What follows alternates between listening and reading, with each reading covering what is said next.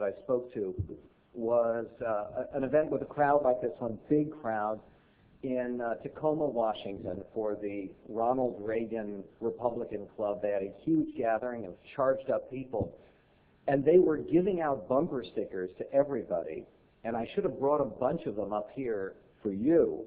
The bumper stickers said, "Hey, Alaska, want to trade governors?" And if you know our very, very, very liberal Governor Christine Gregoire, I imagine we probably wouldn't have too many takers up here. Now, I noticed that I was introduced in terms of people that I knew in college and law school long ago, before Governor Palin was born. We are going to have time for a few questions. And concerning Bill and Hillary, if you want to ask whether or not they inhaled, any questions are available here. This is a remarkable occasion. And not only a remarkable occasion because I get to be introduced by Governor Palin, but a remarkable occasion because this counts as a once-in-a-lifetime experience. It really is. It is the 200th anniversary today of Abraham Lincoln's actual birthday. What an amazing thing. There probably...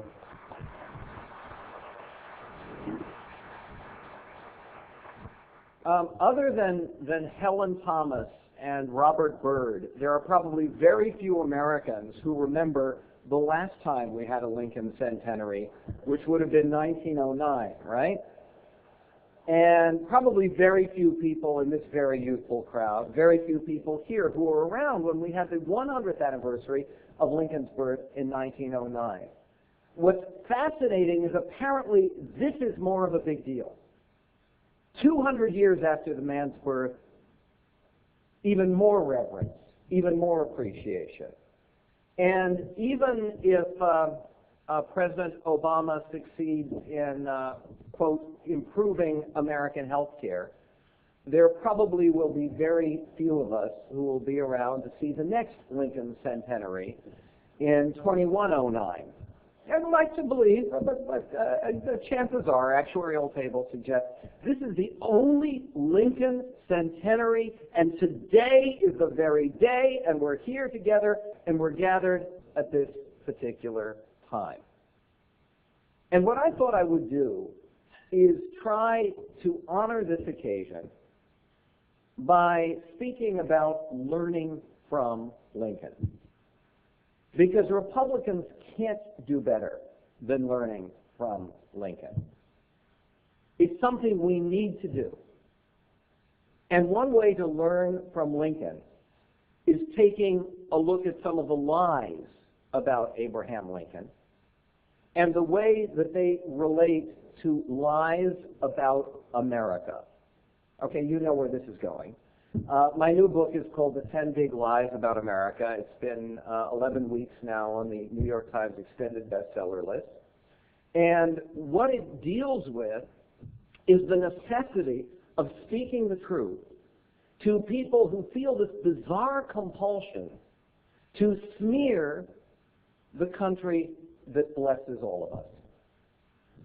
3 lies out of the 10 big lies about America are also commonly associated as lies about Lincoln. I want to deal with all 3 of them.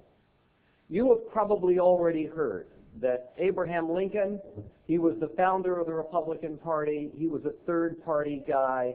He challenged the 2-party status quo. Lie, related to the big lie about America, that the 2-party system is broken and we desperately need a third party. I will deal with that. Second lie you hear about Lincoln is if Lincoln were alive today, he would be a big-time, big government liberal. Why? Because Lincoln believed in the little guy. He didn't favor big business. He didn't favor businessmen. He didn't favor the rich and privileged. And today, in America, the big lie is that big business oppresses and embitters the lives of ordinary Americans. Lie, we will get to that one. And then the third lie is the lie that says Abraham Lincoln was the only president we ever had who never joined the church. Now that's true. It is true. He's the only one of our presidents who was never a member of the church. So people take from that a lie. Abraham Lincoln was a guy who was secular. He rejected God. He rejected the Bible. And by the same token, America was founded as a secular country, and that means that we have to resist those crazy, awful people who actually believe that America needs religious values. Lies, lies, lies. We will get to those. And I also want to talking about each of these areas, about some directions that our party can take, so that for the 201st anniversary, and particularly the 202nd anniversary of Lincoln's birth, that one coming in February of 2011, that we will have more to celebrate in terms of Republican victories than we may have had recently. All right, first of all, this idea that Abraham Lincoln is the founder of the Republican Party, and he founded the Republican Party as a third party, and yes, we ardently need a third party today. None of this is true. Lincoln, in no sense at all, was a founder of the Republican Party. He wasn't. He wasn't even the first presidential candidate of the Republican Party. Now, many people believe that. Many good Republicans believe that. He was the first Republican to be elected president.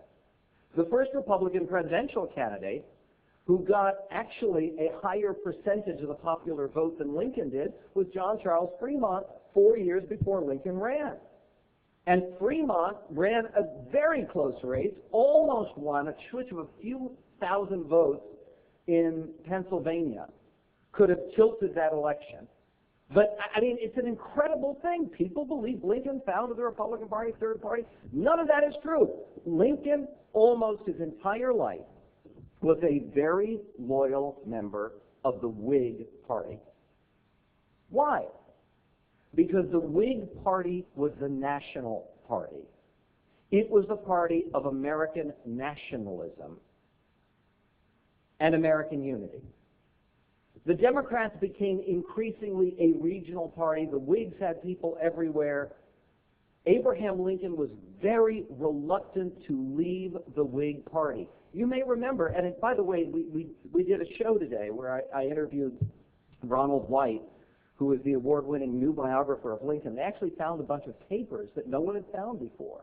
And it's a wonderful, wonderful book. I didn't even write it, but it's well worth it. It's called A Lincoln, A Biography. And Ronald White makes the point that Lincoln loved Henry Clay. He admired Henry Clay his whole life, the great Whig leader. And he was a loyal Whig.